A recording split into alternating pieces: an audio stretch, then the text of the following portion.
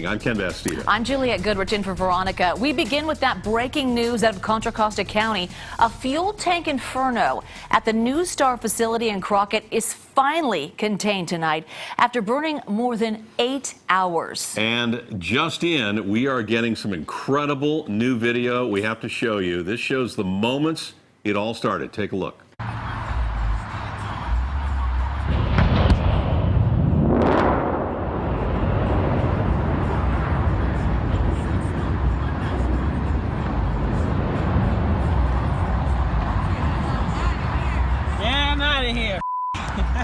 Yeah, you can see the flames shooting up into the air, and that massive explosion, that tank goes sailing up into the sky. This is thousands of pounds of steel. Witnesses shot this video.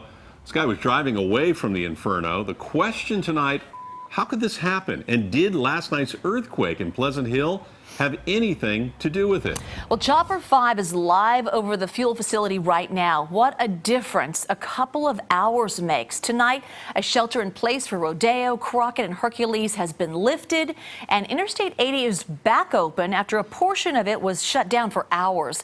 The fire burned and destroyed 2 storage tanks with 250,000 gallons of ethanol inside. We have team coverage for you tonight. First, Andria Borba, who is live at the scene with some new information from fire officials. Andria? Well, Ken and Juliette, we know now that this fire is officially contained, but fire crews will remain here overnight, continually putting water and foam on top of the ethanol that has leaked out of those 2 storage containers to make sure we don't have any more flare-ups here in Crockett. This is what the NuStar refinery and tank farm looked like from a nearby hillside at 6:55, glowing and burning dangerously close to tanks of ethanol and jet fuel when a flare-up occurred more than 5 hours after the initial explosion. The initial explosion affected 2 tanks of ethanol that held a combined 250,000 gallons of the fuel additive. Firefighters were battling spot fires on the grass, intense heat from the fuel tanks, and tight spaces around the equipment. Limited, it's a fairly constricted space down there. Hard to get a lot of apparatus in. We've had to change out some apparatus. The fire sent plumes of thick black smoke miles into the sky that could be seen from around the Bay Area. The fire would seemingly become under control and then flare again. I don't know exactly what happened, but in some way that foam blanket must have been compromised, allowing oxygen to get to the fuel, and because of the heat and the flames down there, it rekindled. The first fire company on scene was Crockett Fire, who trains at this refinery every year and completed inspections on a new loading dock a few months ago. This refinery does not have its own fire department or fire brigade. They have fixed equipment at scene in case of such an emergency. These are large water appliances and such. Late this evening, via email, NuStar confirmed to KPIX 5 that they were looking into whether last night's 4.5 earthquake in Pleasant Hill affected their equipment and caused the explosion and fire. Now, we learned tonight there was a contractor very nearby to those tanks when they exploded. He had to dive into a diversion ditch to avoid getting burned to death. He escaped. Eventually, he had to be helped out, but he is okay and uninjured tonight, Ken.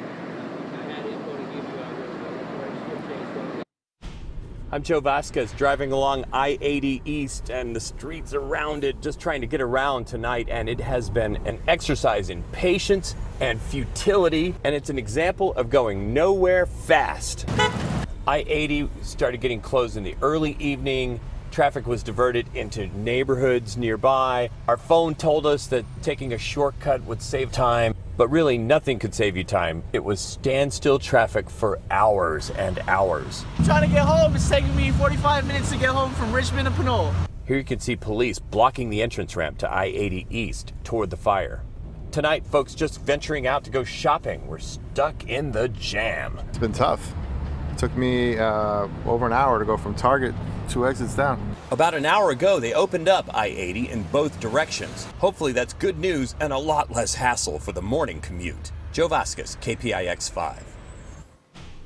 Chopper 5 over the fuel facility tonight. And again, firefighters will be working to put out all hot spots all night long. But the shelter in place has been lifted in Rodeo, Hercules, and Crockett. Air monitoring is going on right now, and they advise residents to open their doors and windows to air things out. And as you can see, Interstate 80 and the freeway there is moving right along. Now here's some background on NuStar facility in Crockett. It has a total of 24 tanks. Materials inside include gasoline, diesel, aviation fuel, and ethanol.